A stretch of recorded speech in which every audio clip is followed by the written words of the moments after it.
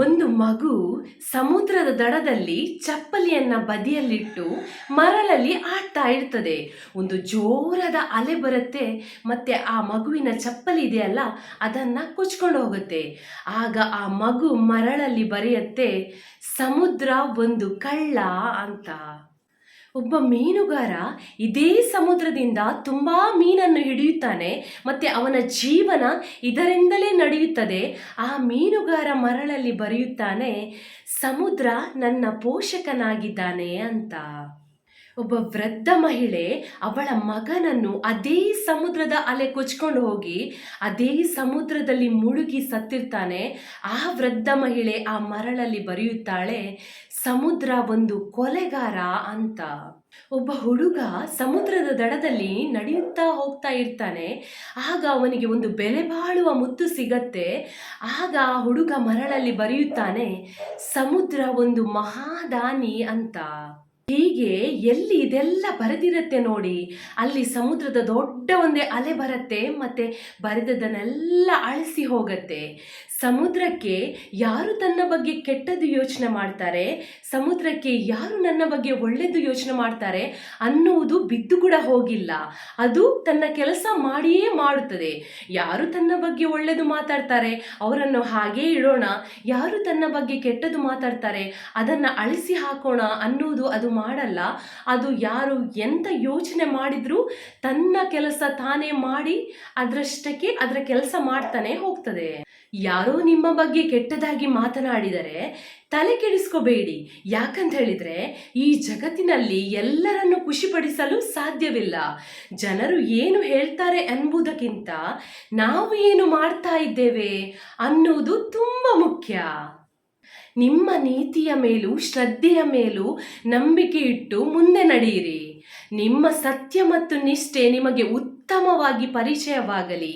ಕೆಟ್ಟ ಮಾತುಗಳಿಗೆ ಉತ್ತರ ಕೊಡುವ ಬದಲು ನಿಮ್ಮ ನಿಷ್ಠೆಗಳಿಂದ, ನಿಮ್ಮ ಶ್ರೇಷ್ಠ ಕಾರ್ಯಗಳಿಂದ ಉತ್ತರ ನೀಡಿ. ಸಮಯವೇ ಎಲ್ಲದರ ಉತ್ತರ ಕೊಡುತ್ತದೆ. ದುಷ್ಟರು ಮಾತನಾಡಲಿ, ನೀವು ಮೌನರಾಗಿರಿ.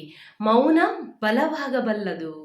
ಉತ್ತಮ ಮನಸ್ಸು, ಶುದ್ಧ ನಡವಳಿಕೆ, ಸತ್ಯದ ಮಾರ್ಗ ಎಂದಿಗೂ ಸೋಲುವುದಿಲ್ಲ. ಬದುಕನ್ನು ಧನಾತ್ಮಕವಾಗಿ ನೋಡಿ. ಎಲ್ಲರಿಗೂ ಅಲ್ಲದಿದ್ದರೂ ನಿಮ್ಮ ಸಂತೋಷಕ್ಕಾಗಿ ಬದುಕಿ. ನಿಮ್ಮ ಪ್ರಾಮಾಣಿಕತೆ ನಿಮ್ಮ ಶಕ್ತಿಯಾಗಲಿ.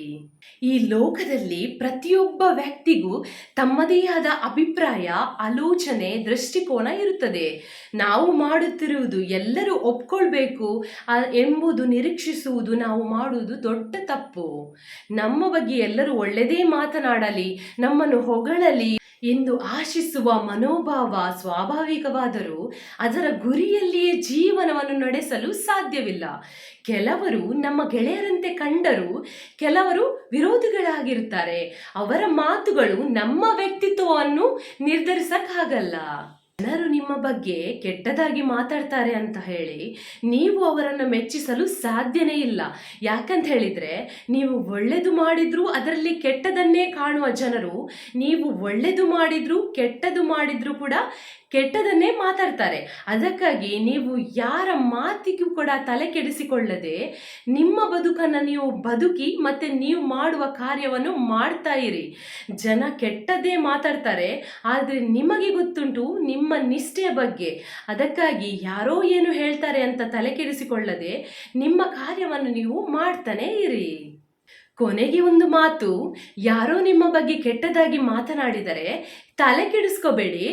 ಯಾಕೆಂದರೆ ಅವರ ಒಂದು ಮಾತು ನಿನ್ನೆಯ ಕುಸುಮ, ಇಂದಿನ ಬಿರುಕು.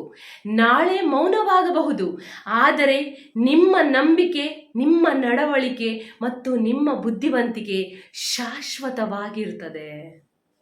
ಈ ವಿಡಿಯೋ ನಿಮ್ಗೆ ಇಷ್ಟವಾದಲ್ಲಿ ಒಂದು ಲೈಕ್ ಕೊಡಿ.